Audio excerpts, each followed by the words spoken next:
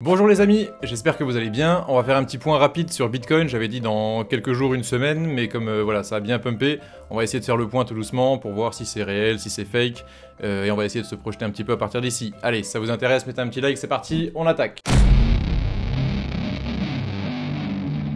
Allez, on attaque sur le monthly, donc une bougie égale un mois, ça permet de se projeter un petit peu plus, de voir où on en est dans le cycle. Donc sur ce monthly, tout simplement, on est en bas, ça c'est ce qu'on disait un petit peu dans toutes les dernières vidéos. Ça, on s'en rend compte vraiment sur la ligne de régression, on peut faire venir les moyennes mobiles, enfin là, tout ce qu'on connaît.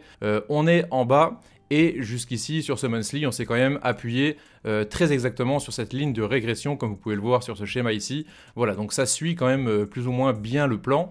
Le plan, à partir de là, tout simplement, tout est tracé sur le schéma, donc il faut tout simplement suivre pour aller rechercher cette grosse zone sur le RSI. Donc peu importe, c'est ce qu'on avait dit, ce qui se passait vraiment sur cette grosse zone latérale, l'objectif, il est quand même ici, tout en haut, donc au moins à la TH, ou alors sur les grosses zones qu'on avait données, voilà, sur les 100 000, et on va dire, disons, jusqu'aux 130 000 $. Point d'entrée vers la cible. Donc c'est beau, ça brille, c'est vraiment des choses qu'on aime bien voir sur le monthly. Si on devait donner juste une chose, tout simplement, c'est ce qu'on avait déjà dit, acheter, c'est pas un conseil en investissement encore une fois, mais acheter tout ce qui va dépasser ici de cette ligne de régression. Maverick en approche. Donc on va dire actuellement sous les 25 000, et si on venait à retracer, voilà, on pourrait avoir un prix aux alentours des 28 000, d'accord. Donc à partir d'ici, voilà, il va s'agir tout simplement d'avoir du cash pour être opportuniste si on venait avoir encore des meilleurs points d'entrée aux alentours du halving et en vue des choses qu'on attend par la suite.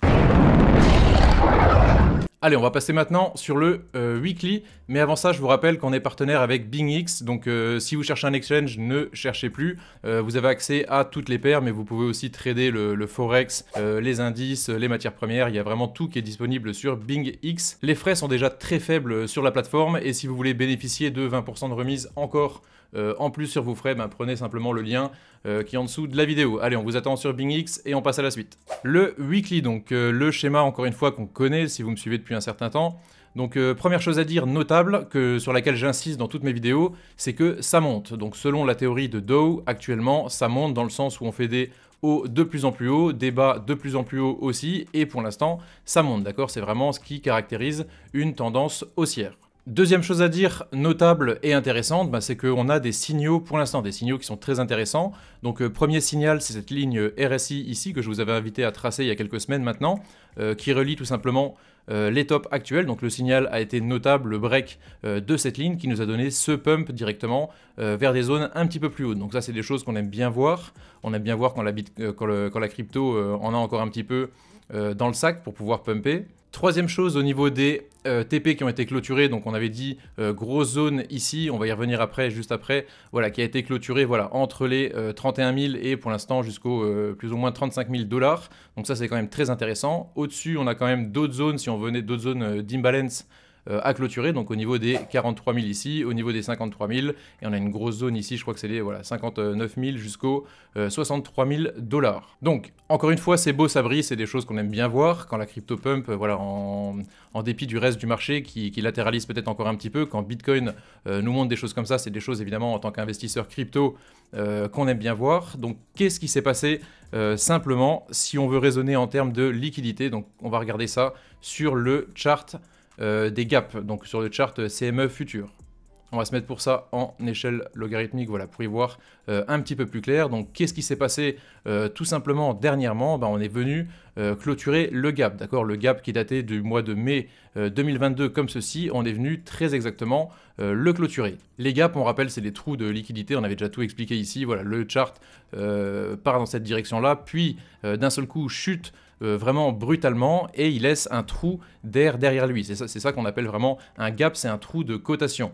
Donc bien souvent, ce qui se passe, le chart va faire son petit truc ici, et il va aller clôturer la liquidité qui avait été laissée en latence. Après, peu importe s'il va monter ou alors s'il va descendre. Mais ça justement, on va le vérifier, on l'avait déjà vérifié, on va regarder simplement. Qu'est-ce qui se passe donc quand on clôture un gap? Quand on clôture vraiment cette zone de liquidité qui avait été laissée en latence, voilà, souvent, voilà, on va prendre les gaps dans l'ordre, voilà, souvent ça nous donne un point d'appui. On arrive, on clôture le gap sur une weekly, donc c'est souvent sur 2 ou 3 jours que ça se passe, ça va relativement vite, voilà, et on rebondit, c'est souvent un point d'arrêt. Idem ici, le gap, voilà, on le clôture très exactement avec une seule bougie weekly et on rebondit quelques semaines, voire 2 mois, 2-3 mois. Encore une fois, ce gap-là, même chose, on descend, point d'arrêt, et on rebondit. Donc, qu'est-ce qu'on peut attendre avec ce gap? On a encore celui-ci ici, voilà, c'est le seul où on arrive depuis le bas, donc celui-là on arrive, on fait le point d'arrêt et on latéralise à partir d'ici. Donc, qu'est-ce qu'on peut attendre sur ce gap-là? Dans le sens où, voilà, les gaps où on descend, souvent, ça nous laisse un point d'arrêt pour repartir. Dans les gaps où on monte, souvent, on latéralise, enfin pas souvent, mais sur le seul exemple qu'on a ici, on latéralise. Donc, qu'est-ce qu'on peut attendre à partir d'ici? Tout simplement, c'est déjà de temporaliser quelques temps. Et c'est d'ailleurs voilà, le seul truc qu'on peut tirer vraiment sur ce gap-là. Au niveau des gaps restants, c'est simple, il en reste un. Il y en a un autre en dessous ici qui a été partiellement clôturé, je ne sais pas s'il est vraiment 100% valable. Bon, je le laisse, donc c'est le gap des 9008, il est sur la POC. Et donc le dernier gap notable, c'est le gap des 20 500 qui sera quasiment obligatoirement clôturé avant qu'on puisse reprendre des choses meilleures par la suite. D'accord, donc ce gap des 20 500, il est ici. Peu importe ce qui se passe, si on vient à latéraliser un petit peu, il y a quand même des chances que dans les semaines, les mois à venir, on vienne quand même clôturer ce gap avant de repartir. On repasse maintenant donc sur le premier chart, donc, toujours le weekly.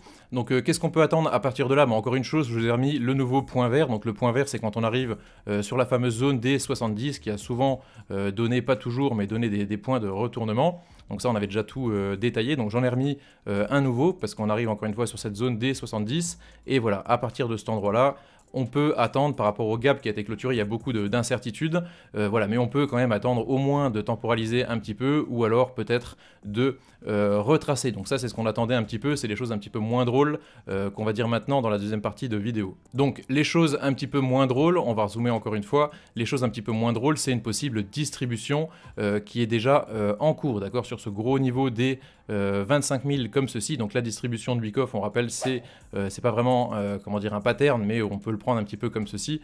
Voilà, c'est vraiment le fait d'aller distribuer, d'aller rechercher toujours des hauts un tout petit peu plus haut pour aller break le support, faire un retest et pour aller rechercher encore de la liquidité un petit peu plus bas. Mais ça, on va le détailler maintenant sur le daily. Mais avant ça, je vous rappelle qu'on est présent sur Telegram. Donc encore une fois, je vous invite à nous rejoindre si vous voulez rejoindre une communauté crypto cortiquée avec des gens intelligents, enfin qui vont pas vous tirer dessus, vous insulter. Dès que vous posez une question, vous avez encore une fois tous les canaux en dessous de chaque vidéo. Donc c'est organisé simplement, donc le canal analyse, c'est le premier que vous avez dans la liste. Ça c'est mon canal directement à moi, donc je pose un petit peu mes analyses. On va y revenir voilà, sur la distribution, je sais plus où j'avais parlé de ça. Voilà, vous avez aussi un canal futur, donc là c'est vraiment une communauté à part entière. Voilà, vous pouvez tout faire, le PL, analyse, générale, il y a un petit peu de tout. Voilà, sinon vous avez un canal mining, airdrop, défi, trading bot, help si vous arrive quelque chose, si vous avez un problème en crypto. Bref, je vais vous le vendre à chaque fois, Telegram, voilà, rejoignez-nous, n'attendez pas, c'est vraiment 100% gratuit. Si vous voulez évoluer dans une bonne communauté crypto, clairement, vous avez trouvé. Allez, on va pouvoir maintenant passer donc sur le daily et on va parler un petit peu de cette fameuse distribution. Donc déjà, sur le daily, la première chose qu'on voit, c'est que depuis plus d'un an, ça monte simplement sur Bitcoin, peu importe les figures, ce qu'on attend, tout le reste, voilà. Si on prend donc la fameuse donc, théorie de Dow, on voit tout simplement, voilà, ça monte, les hauts de plus en plus haut, les bas de plus en plus haut, et pour l'instant, la tendance est haussière. Donc ça, personne ne peut vous dire l'inverse. Voilà, deuxième chose à dire, donc la fameuse distribution, donc on attend sur ce daily. Donc la distribution, c'est quoi? On vient d'en parler à l'instant, donc là sur Telegram, voilà, distribution. Il y a deux schémas de Wyckoff, d'accord, le premier schéma, voilà, c'est un premier pump comme ceci. Là, vous arrivez sur un niveau où il y aura un ou deux retests, d'accord, vous avez votre ligne de coup en dessous et vous pouvez aller chercher soit un seul plus haut, soit un deuxième plus haut dans le deuxième schéma, d'accord. Le signal, c'est le break de la ligne de coup, le pullback derrière et on va rechercher la liquidité en dessous. Donc les schémas de Wyckoff, ces deux schémas qui sont vraiment symétriques, d'accord. Donc soit vous arrivez du bas, vous distribuez et vous retournez en bas, soit vous arrivez du haut, vous accumulez et vous retournez en haut. Donc ce schéma, simplement si on le remet comme ceci, qu'est-ce qu'on peut attendre? Voilà, premier pump ici, là on va chercher la première zone. Hop, tac, ici, voilà, là on va rechercher possiblement un plus haut, ça c'est ce qu'on attendait, et le signal de possible distribution dans le sens où on vient de clôturer le gap ici, le prochain gap se situe sur les 20 000, enfin c'est quand même notre gros objectif, c'est quand même d'aller rechercher, voilà, ce gap sur les 20 000, donc là on break le niveau des 25 100, on va chercher un pullback et on va clôturer le gap. Si ça se passe comme ça, au niveau de la liquidité, c'est ce qui semble le plus logique. En plus, ça nous donnerait un point bas vraiment sur le halving. On va y revenir sur la conclusion. Donc le halving n'est pas encore effectif. Je pense que c'est encore un petit peu trop tôt pour s'enflammer. Voilà, ce scénario-là, ça nous ferait après repartir. Voilà, on serait libre si vous voulez. La liquidité est clôturée, les ordres sont terminés et on peut faire un petit peu ce qu'on veut. Donc le plus logique, c'est ce que je dis depuis un certain temps, c'est quand même avant le halving d'aller clôturer ce gros gap des 20 000 $. Donc sur ce daily, qu'est-ce qu'on fait? On garde du cash tout simplement. On va regarder un petit peu la liquidité, donc comment ça se passe. Voilà, même chose au-dessus. Donc là, on est sur la grosse zone prise de profit. C'est ce que j'avais dit sur Telegram, sur la grosse zone des 34 000 $. Au-dessus, on a encore une grosse zone de TP sur les 37 000 et une possible zone de retournement ici sur les 38 000. Donc si on voulait encore aller rechercher des ordres un petit peu plus haut pour ensuite aller rechercher la liquidité en bas, c'est voilà, tout à fait à envisager. Comme vous pouvez le voir, il n'y a quand même pas beaucoup de jaune en haut et le gros du jaune des ordres latents qui ont été laissés, voilà, il se retrouve ici. Donc il y a une première zone, donc voilà, 25 100, première zone entre les 21 000 et les 23 000 et deuxième grosse zone au niveau des 18 500 $. Pour conclure, on va se remettre donc sur notre schéma favori, le schéma le plus bullish voilà, que vous pouvez voir sur YouTube. Voilà, donc ce schéma Bitcoin long terme monthly en échelle logarithmique, donc voilà, simplifié à l'extrême avec vraiment cette zone de capitulation, les deux signaux qui sont effectifs, le plan qui suit relativement bien, voilà, le plan, on va le refaire venir ici. Ça, c'est le plan que j'avais tracé il y a longtemps, hein. C'était voilà, aux alentours de mars 2022, donc ça fait quand même un an, une bonne année et demie. Donc je pense que voilà, il faudra quand même penser à l'enlever ce plan, mais ça suit quand même bien dans le sens où on a eu les signaux, le signal ici, et voilà, vraiment.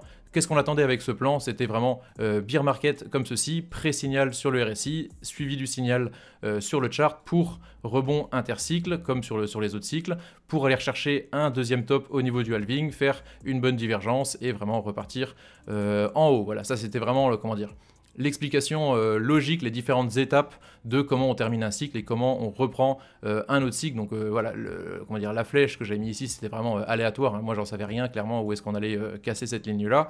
Mais au niveau du plan, au niveau des différentes étapes qu'on attendait, voilà, ça suit quand même relativement bien. Donc, on trade ce que l'on voit, comme on l'a déjà dit, les signaux sont effectifs. Pour l'instant, on a fait un premier retracement ici et on a des bonnes raisons, du moins, d'être bullish vraiment pour la suite. La chose que je voulais dire, c'était concernant le halving. Donc, le halving, voilà. Pour moi, je pense que c'est encore tôt pour s'enflammer. Comme on l'a vu vraiment sur les derniers halvings, on va dézoomer un petit peu.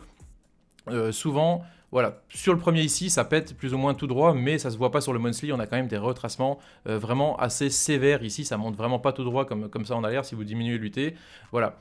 Idem ici, donc là on est avant le halving, on monte pas mal. Ceux qui étaient ici, vous savez que ça a quand même bien secoué. À chaque fois, on pensait que voilà, tout le monde disait qu'on allait partir à la lune, mais le halving n'était pas encore effectif. Et derrière, on l'a vu, enfin le Covid, personne ne pouvait le prévoir, mais on a quand même bien retracé. Même si on occulte vraiment cette mèche, cette sale mèche du Covid, on n'est quand même pas monté tout de suite. Et il a quand même fallu attendre le halving pour pouvoir repartir.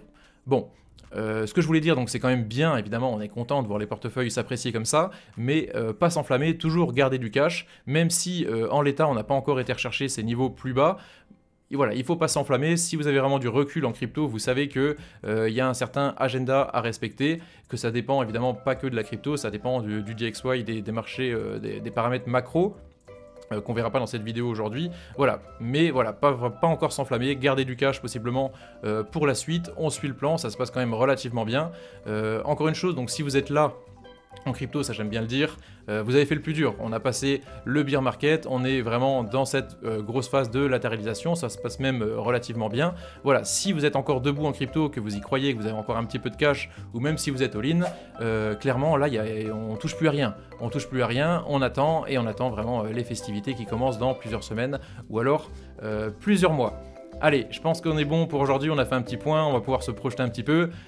Mettez un like si vous aimez bien mon boulot jusqu'ici, mettez un commentaire aussi, je me ferai un plaisir de vous répondre. Hasta luego, prenez soin de vous.